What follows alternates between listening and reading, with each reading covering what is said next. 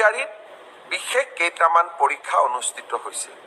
প্ৰথম আছিলে grade 3 driver, steno আৰু ইলেক্ট্ৰিচিয়ান অৰ্থাৎ APDCLৰ কাৰণে।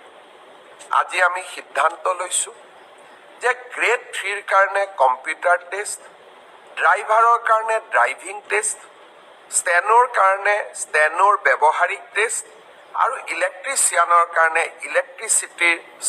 ইলেক্ট্ৰিচিয়ানৰ স্কিল পৰীক্ষা কৰাৰ যিটো পৰ্যায় তাক আমি 15 জুনৰ পৰা আৰম্ভ কৰিম আৰু এই সমগ্ৰ ব্যৱস্থা আমি এটা মাহৰ ভিতৰতে সম্পূৰ্ণ কৰিম।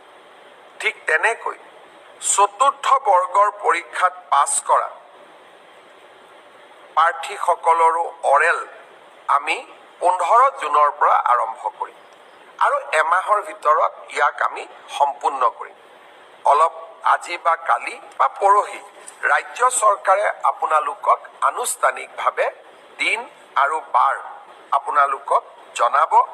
যিসকলে লিখিত পৰীক্ষা পাছ কৰিছে তেওঁলোকে এতিয়া কম্পিউটাৰ টেষ্ট, ড্ৰাইভিং টেষ্ট বা স্কিল টেষ্ট বা মৌখিক পৰীক্ষাৰ কাৰণে তেওঁলোকে যেন সাজু হয় 15 জুনৰ পৰা